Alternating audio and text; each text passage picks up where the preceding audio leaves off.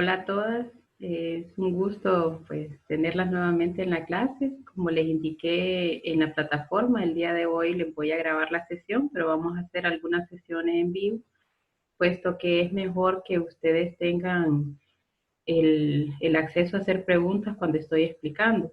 En esta ocasión vamos a dejar un chat en la parte de abajo del video para que ustedes puedan hacer las preguntas correspondientes sobre la temática.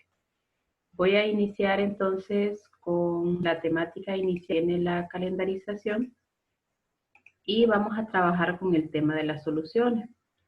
Al final de Química 1 vimos una parte en sí de las soluciones, pero no abordamos el tema como tal. Lo único que vimos en sí fue el tema de los moles, de cómo nosotros podemos calcular esa molaridad o esa cantidad de moles que nosotros queremos identificar, ¿no? Bueno, ¿qué es una solución? Las soluciones son una combinación de dos sustancias prácticamente o de dos materiales que se van a unir para formar un solo compuesto. Tipos de soluciones que nosotros conocemos, pues sería el agua, eh, todos los estados del agua en sí. El agua de mar, por ejemplo, es una solución. Aquí vemos algunos ejemplos que tenemos soluciones heterogéneas y soluciones homogéneas. En el caso de las soluciones heterogéneas, como el término inicial hetero lo indica, quiere decir que son sustancias que se pueden identificar por separado. Hetero ya sabemos que quiere decir diferente. De manera que tenemos ahí entonces un vaso de agua con aceite. Ya sabemos que el agua con aceite no se mezclan porque tienen características completamente diferentes. Otra solución heterogénea que vemos ahí es una pecera. ¿Por qué decimos que es heterogénea? Porque tanto el pez como las algas que vemos ahí o las piedras que vemos ahí no se pueden mezclar directamente con el agua. Otra solución heterogénea que tenemos también en la imagen es agua con hielo. Aunque el hielo sabemos que cuando se derrite pasa a una solución líquida igual a la del agua, ¿verdad? Por tanto, solo en el momento cuando el agua está en estado sólido y está en estado líquido, podemos decir que es una solución heterogénea.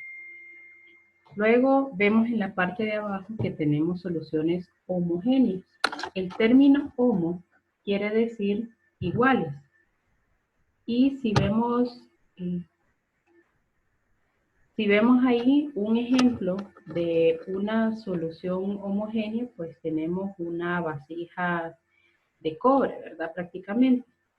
Si se fijan, esa no es una parte líquida o una solución líquida, pero podemos decir que es homogénea porque son metales que se han mezclado entre ellos para formar esa vasija, de manera que nosotros ya no los podemos separar. En el caso de los heterogéneos, por ejemplo, el agua y el aceite, si nosotros de forma delicada separamos el aceite del agua, pues ambos van a quedar en sus propiedades físicas como inicialmente. Pero en el caso de un metal que se ha aleado, difícilmente nosotros los vamos a poder separar.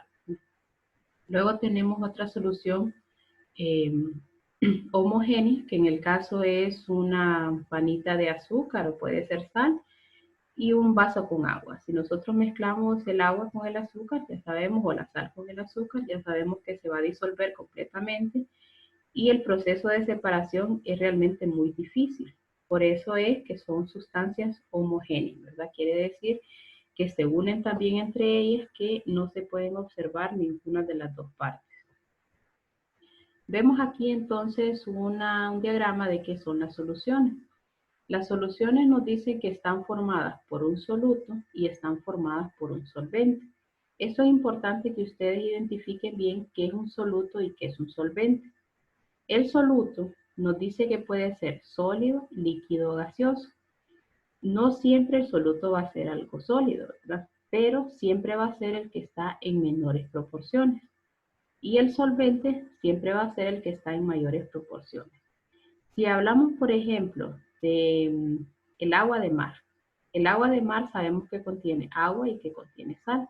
El soluto sería la sal o el cloruro de sodio y el solvente es el agua. En general, el agua se le conoce como el solvente universal. Casi siempre en las soluciones vamos a encontrar como solvente agua. Sin embargo, también pueden ser otros líquidos, ya sean éteres, alcoholes, ésteres, etcétera, ¿verdad? Importante entonces es identificar qué es un soluto y qué es un solvente. Luego también nos dice que las soluciones, como vimos anteriormente, son mezclas homogéneas. ¿Por qué son homogéneas? Decimos que son homogéneas porque sus partículas son demasiado pequeñas y al final de cuentas tenemos que pasar por un proceso muy fuerte para que se puedan separar. Las soluciones homogéneas no permiten ver el soluto y el solvente separados. Por tanto, las soluciones siempre van a ser mezclas homogéneas. Esto explica entonces por qué las partículas no las podemos ver ni siquiera en un microscopio. Ya ustedes en algunas clases de biología han usado microscopios y saben que son para poder observar a pequeña escala algunos materiales, ¿verdad? Pero en las soluciones ni siquiera de esta forma lo podemos ver. Se diferencian además de los coloides, que los coloides los vamos a ver más adelante. Los coloides sí tienen solutos un poco más grandes que se pueden observar y a este efecto se le llama efecto tinta. Nos dice también que las soluciones, según sus proporciones de soluto y solvente, podemos expresar las concentraciones en física y química. Cuando hablamos de concentraciones físicas, nos referimos a porcentajes en masa, porcentaje en volumen, porcentaje en masa-volumen. Y también un concepto que conocemos como partes por ion, que esos son ejercicios que vamos a hacer más adelante. También encontramos que las concentraciones las podemos identificar como químicas, que serían la molaridad, la molalidad. Vean la diferencia en estas dos palabras, que prácticamente solo es una letra. Uno se llama molaridad y el otro molalidad. El siguiente es la normalidad y la fracción molar. Dentro de esa, la única que no vamos a ver en esta clase de Química 2 es la normalidad, porque se estudia un poco más en analítica, pero lo vamos a ver así general.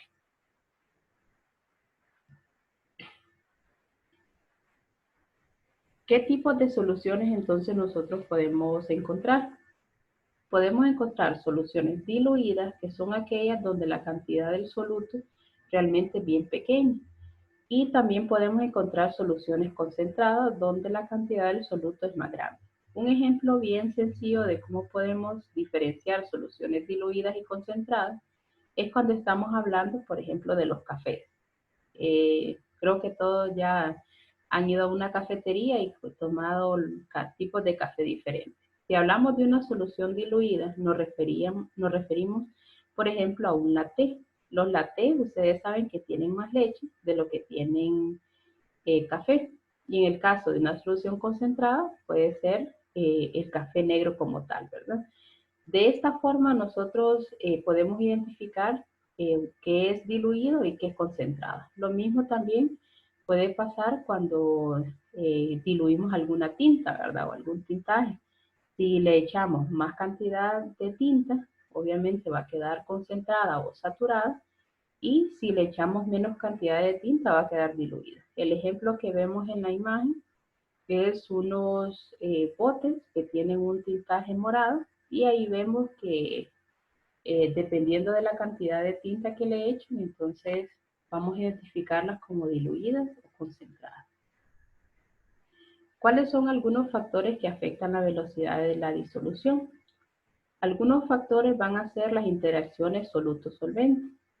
Cuando estas interacciones tienden a ser más altas, la solubilidad lo es también. Por ejemplo, las interacciones dipolo-dipolo. En este caso tenemos que volver a estudiar un poco la parte de química 1 cuando hablamos sobre qué es la polaridad. También la interacción de puentes de hidrógeno, que sabemos que es la unión de un átomo que es electronegativo con la unión de un átomo de hidrógeno que es electropositivo, y la interacción de un ion dipolo. También hay algunos factores de efecto de la presión. La solubilidad también es afectada por qué tanta presión va a tener una solución para que se pueda diluir. ¿A qué nos referimos con presión? Pues este tema de presionar algo, ¿verdad? Literalmente, la cantidad de fuerza que se le genera a una solución para que se pueda disolver. También conocemos el efecto de la temperatura en la disolución. Esto es una forma bien fácil de identificarlo, ¿verdad? Si nosotros, por ejemplo, vuelvo al ejemplo del café, estamos tomando café caliente y le agregamos azúcar, el azúcar se va a disolver mucho más rápido. La solubilidad va a ser más rápida. Pero si nosotros tenemos un café helado y le echamos azúcar, la solubilidad obviamente va a ser mucho más lenta y nos va a quedar el soluto, o sea, el azúcar, en la parte de abajo. Les voy a enseñar una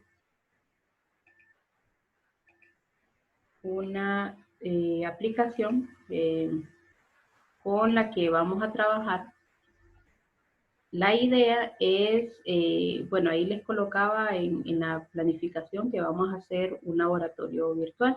Precisamente vamos a trabajar con este simulador, se llama simulador FED, y lo que hace es que nosotros podemos tener una pila y vean que estoy moviendo prácticamente como un salero y estoy utilizando un material que tiene, ¿verdad? Ahí me dice que solo es una mezcla, no sé de qué, no le explica el programa, pero vean ustedes que yo estoy agregando cierta cantidad de material. Desde este punto podemos identificar qué es un soluto y qué es un solvente. El soluto es la parte sólida que yo estoy agregando y el solvente o el disolvente, que es lo mismo, sería el agua que yo estoy agregando acá. Veamos que en la medida en la que yo iba echando esta mezcla, la pila se convierte en un color completamente diferente, ¿verdad? Tiende a ser más oscuro. Recordemos el tema de diluido, que sería en este caso, le voy a quitar un poquito de agua, lo voy a llenar. Aquí sería diluido, pero si yo empiezo a agregar más soluto, entonces se me va a hacer una solución concentrada, ¿verdad? Entonces ahí explica que es algo diluido y que es concentrado. Igual aquí en la parte de abajo me dice que ya está la solución demasiado saturada. También existe el término de sobresaturado, o sea que hay demasiado sólido con respecto a la cantidad líquida o demasiado soluto con respecto al solvente. Esta manguerita de acá me dice que determina la concentración. Entonces lo que hago yo es colocarlo en la pila y aquí ven que me da un dato. Este dato es la molaridad, que son temas que vamos a ver más adelante y yo les voy a explicar. Y aquí vemos, por ejemplo, una línea que nos dice la evaporación. Eso quiere decir que yo le puedo aplicar calor y se va a empezar a evaporar, ¿verdad?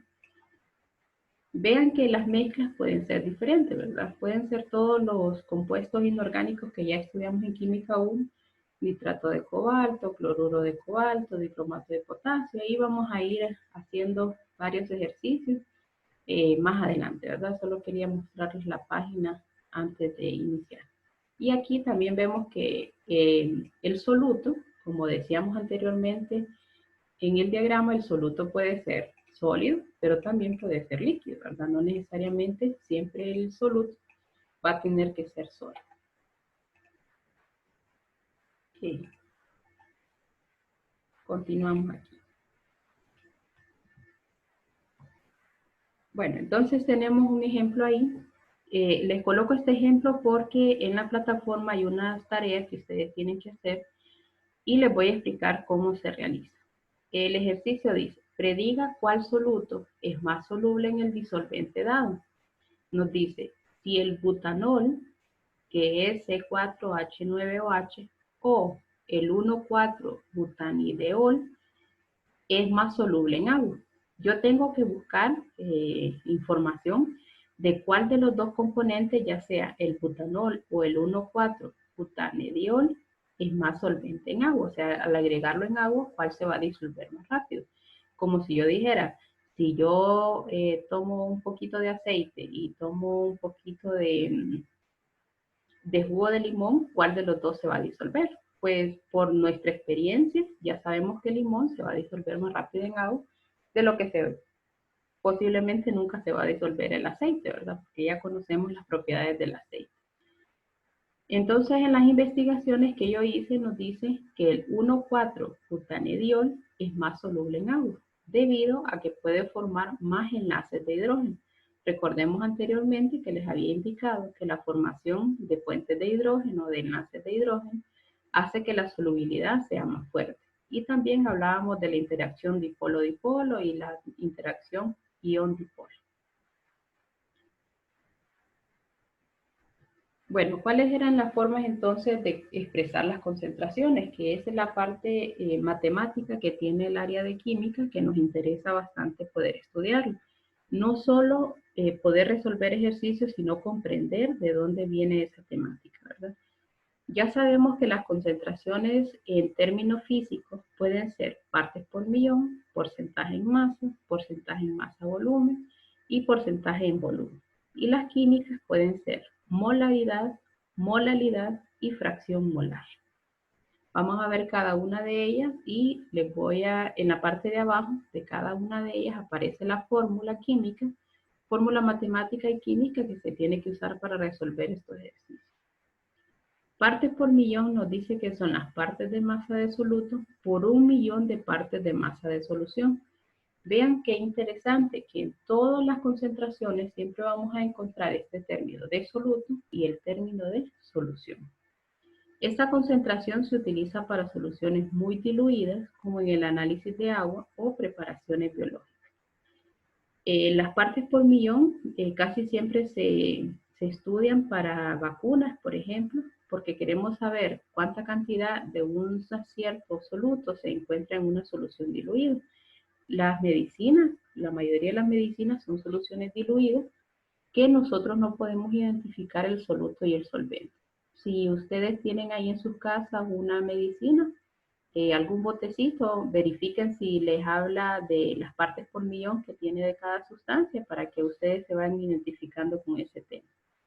Las partes por millón entonces nos dice que es la masa del soluto entre la masa de la disolución multiplicado por 10 a la 6.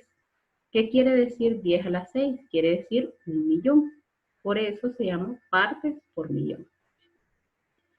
Luego tenemos la porcentaje en masa. Dice que corresponde a la relación porcentual entre la masa del soluto disuelto y la masa de la disolución.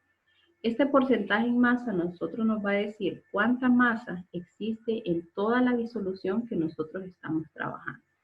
Vemos en la parte de abajo que dice porcentaje en masa, es la masa del soluto en gramos entre la masa de la disolución en gramos.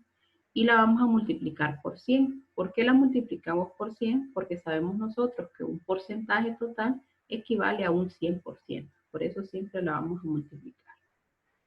Luego, porcentaje masa-volumen, la fórmula es exactamente, no exactamente, ¿verdad? Hay un factor que cambia que sería el volumen, pero si se fijan la relación es la misma, masa de soluto y en este caso, cambiamos a volumen de disolución en vez de masa de disolución y siempre multiplicado por 100.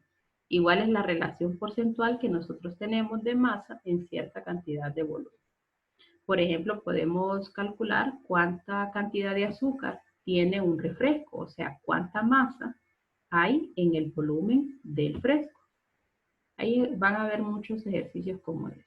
Luego tenemos, bueno, aquí falta solo el porcentaje volumen-volumen, que en este caso va a ser la relación de volumen de soluto entre volumen de la disolución. El concepto de soluto entre disolución no se pierde en estos porcentajes. Luego vemos la parte de molaridad. La molaridad se define como el número de moles de soluto por cada litro de disolución. Y decimos que la fórmula general es moles de soluto entre el volumen de dicha disolución. Los moles ya sabemos cómo se sacan. Recordemos que tenemos que encontrar primero la masa molar y poder hacer ese cambio de moles, ¿verdad? Un mol equivale a la cantidad en masa de una materia y ya sabemos que un mol es una unidad que nos determina cantidades de masa. Luego tenemos la molalidad y bueno, ahí tengo un error, que es la molalidad. Se define como el número de moles de soluto por cada kilogramo de solvente. Vean la diferencia en este caso. El anterior era moles de soluto entre volumen de la disolución. Y en este caso el número de moles siempre, pero entre kilogramos del disolvente o del solvente. Y la diferencia también de la molaridad y la molaridad es que la molaridad es con M mayúscula, como podemos ver aquí, y la molaridad es con M minúscula. Luego la fracción molar es una unidad química que se usa para expresar la concentración de un soluto en una disolución y se define como el cociente entre los moles de soluto y el total de moles de disolución. Nuevamente miramos moles de soluto y moles totales, que en este caso totales se refiere a la disolución.